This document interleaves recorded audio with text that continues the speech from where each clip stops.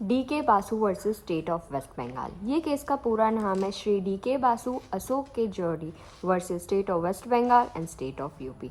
ये केस का जजमेंट आया था 18/12/1996 को। ये केस के जजेस थे justice Kuldeep Singh, justice AS आनंद। डी के बासु चेयरमैन थे लीगल एड सर्विस के वेस्ट बंगाल के अंदर।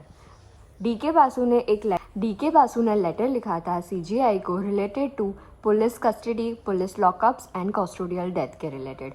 इन्होंने रिक्वेस्ट किया था कि वो जो उन्होंने लेटर लिखा है उनको एज अ PIL ट्रीट किया जाए, मतलब रीट पिटिशन।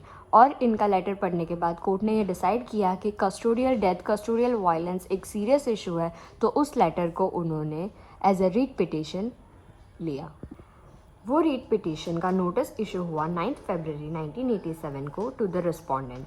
उसके साथ ही अशोक के जौहरी का केस भी चल रहा था। केस में उन्होंने भी CGI को लेटर लिखा था death related to Mahesh Bihari in police custody में। उन्होंने भी सेम इशू को एड्रेस किया था, तो कोर्ट ने दोनों केस को मर्ज करके दोनों की प्रोसीडिंग को मिक्स कर दिया था। उसके बाद दोनों केस में सिमिलर 11 गाइडलाइंस दी गई थी पुलिस कस्टडी को लेके और अरेस्ट डेथ को लेके।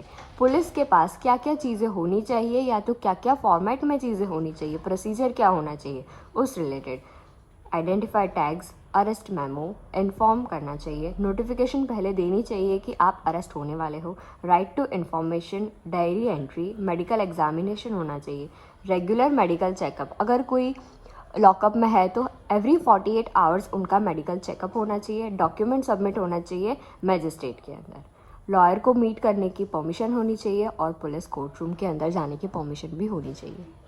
तो ये था D K Basu versus state of West Bengal का केस लॉ।